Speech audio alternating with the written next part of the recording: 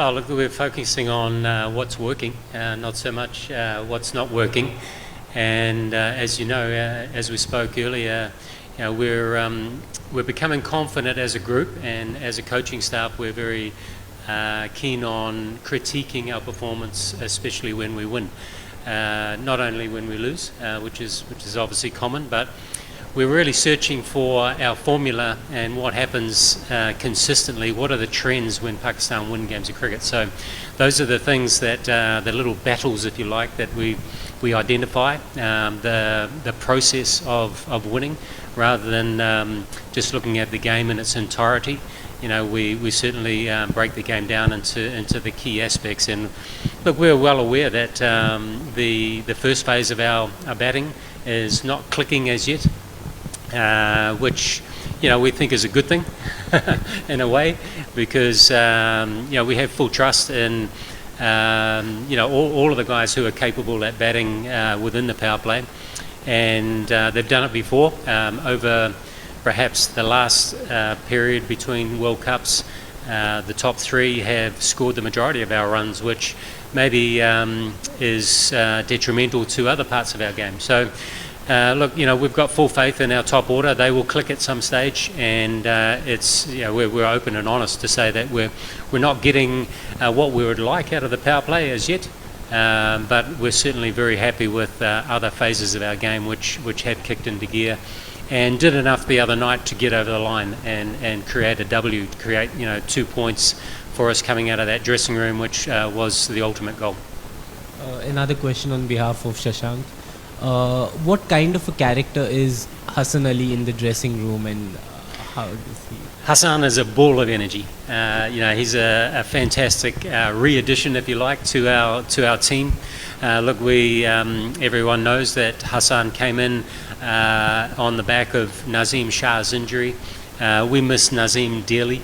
Our heart is with him, and we know that his heart is with us as well. You know, we've been keeping in touch with him over recent times, and he's a big loss for us. But to be able to add someone like Hassan Ali into the mix is, you know, such an asset to us. You know, he's a great resource in all three departments of the game, and I would say 4 departments, because he's, you know, such a positive team man off the park as well. So, you know, he bats, he bowls, he fields, and he's a live wire in the dressing room, always full of positivity. So, you know, we certainly are lucky to have someone like him to step in. Hi Grant, I was there at the Gymkhana ground for training. I saw quite a few players missing. So first part of the question is, was this an optional training session, and is it like all the players are available, because Shaheen, Imam, Rizwan, all of them were not there? So yeah, look, we trained at Gymkhana today, which firstly was excellent. Yeah, really good facilities there, very welcoming for us. You know, to train there was a great opportunity. And look, our full trust is with our players in terms of understanding exactly what they need, especially the day before a game, to top up their training rather, and just prepare themselves mentally and physically to put in what we want on the park, which is, you know, commanding performances. You know, we want our players to play impact performances. It's not about them individually anymore. It's about us as a team. It's about us extracting another 2 points tomorrow, and that's our sole mission. And you know, we put full faith in the players to know exactly what they need to do to prepare. And some have chosen to prepare in other ways other than taking more energy out of their bodies today. So from a coaching point of view, I'm very, very happy with that. Sir, though you have Sri Lanka to play, I mean, tomorrow is the match, but already there is a lot of buzz regarding India and Pakistan.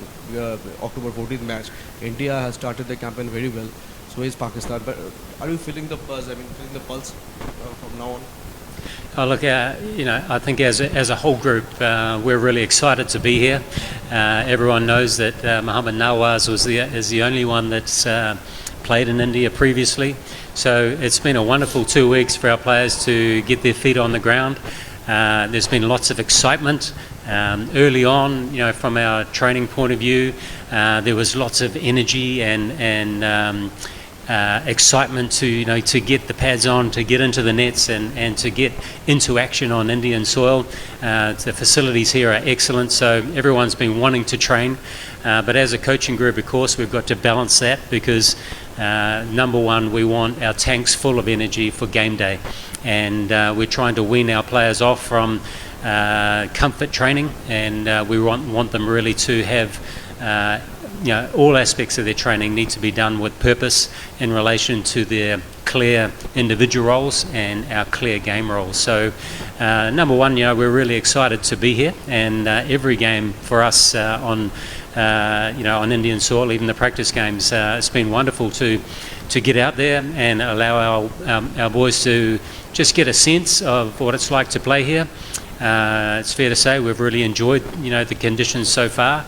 They've been subtly different on all of the pitches we've played. The training facilities have been wonderful, and look, our guys, both batting and bowling, are really enjoying what the pitches here have to offer. So yeah, look, we're really enjoying every moment of the 2 weeks so far, both on and off the field. But of course, we're excited to be moving forward in this competition. We're looking forward to going to new venues. We're looking forward to playing all opposition, and really hoping that we can get into a stage where all 6 phases of our game are coming together, and we can show the fans here and our fans at home, what amazing skills this group has, and really put together some performances and get on a roll. So we're looking forward to every aspect of this tour. Coach from Sri Lanka, so you had the luxury of playing here earlier in the first game, but Sri Lanka didn't have a chance to play here yet, and they haven't even seen the pitch conditions over here. So that obviously will be a plus factor for you. But in the recent past, Sri Lanka have had the better of Pakistan in the bilateral series and wherever they played. So how does it affect the team, and how's the preparation to stop that streak? Yeah, look, we're really looking forward to playing Sri Lanka. They're a team that we've become familiar with over recent times, obviously with the Asia Cup, and we know well that they have had the upper hand on us over the last year in white ball cricket. But we know that we know their players very, very well. We have a secret weapon, if you like, in Mickey Arthur, who has coached them before. So our scouting meetings this morning and our video meetings this morning, Mickey was a very, very handy addition to those meetings to be able to add in some intricate points, around their batters and bowlers. So look, we respect all opposition. We respect the skills that Sri Lanka possess, and we're really looking forward to taking them on tomorrow. I guess for us, it's been the priority has been around our game and just making sure that we're training specifically, we're preparing specifically, and we're coming together as a group to really understand what our performance is about. We've worked hard on gaining some absolute crystal clarity around what we're trying to do as a unit to win games of cricket, what the process of that is, what the little battles are along the way to win.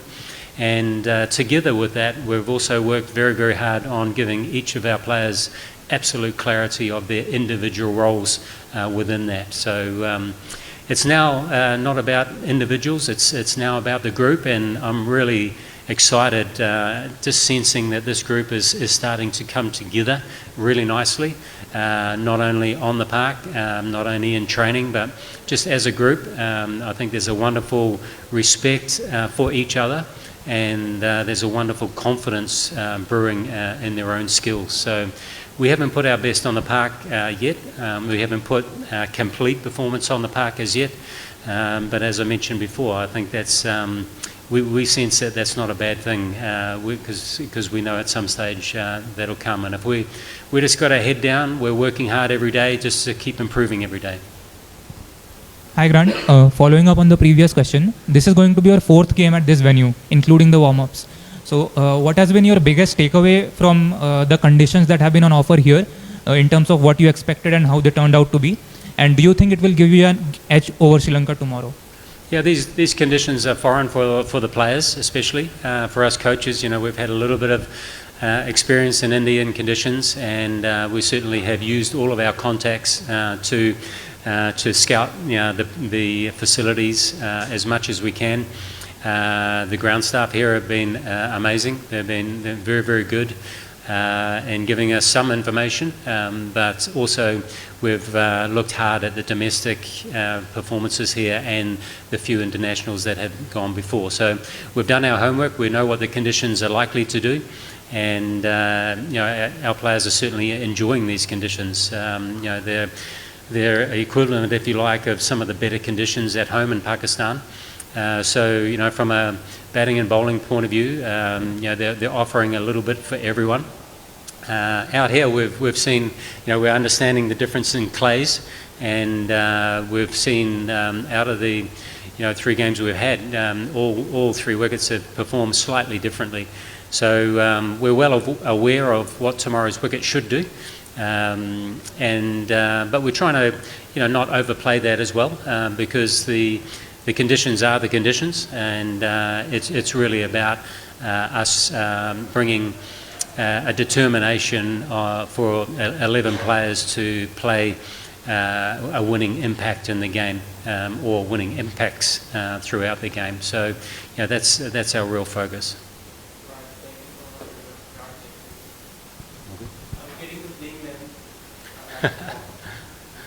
No, it's something, look, during the Afghanistan series and the Asia Cup, we felt we really wanted to give our own players absolute clarity and confidence of the team we were playing. So we felt it was right to put it out. And through nothing else other than, look, we're well aware that due to the conditions and due to the fact that we're very confident in playing all 15 of our players. So within that 15, there's a number of different combinations. So we're very, very happy that we're able to. And one of our desires too is to be less one-dimensional, if you like. Pakistan are renowned for our quick bowlers and winning games of cricket with our pace. But you're also seeing maybe some surprises to some in the middle order. We've got some dynamic players throughout the team, and we want to be showing that we can win games of cricket in multiple ways. So with that, we've got a number of combinations that we can put out. We can play 4 seamers, we can play 3 genuine spinners and a part-time spinner. So, we've got five spin options really, should I say, not half. So with that, we think we should just announce the team in a traditional way. No. Sure. Pakistan's openers is not in the best forms. Pakistan's openers is not in best forms. Especially Fakhar is not he's not making runs. So is there any going to be change in tomorrow's game for Pakistan? Look, as I said before, we're not getting what we would like to get out of our power play. But fortunately, we also, we look at it as 6 phases of the game. There's the power play, the mid phase, and the close, obviously in both innings. So our simple focus is to win more of those phases than the opposition, and you generally win the game. So while it's clear to see that we haven't been getting the dynamic results out of our batting power play that we would like. Our full faith is with all of our players that could take up that position. We've got 4 to 5 options that we could put out at the top of the order, and we'd be very confident that they can deliver not only the runs but the tempo that we want to play at. We want to create a tempo for the middle order and the back end of our innings, to build from. And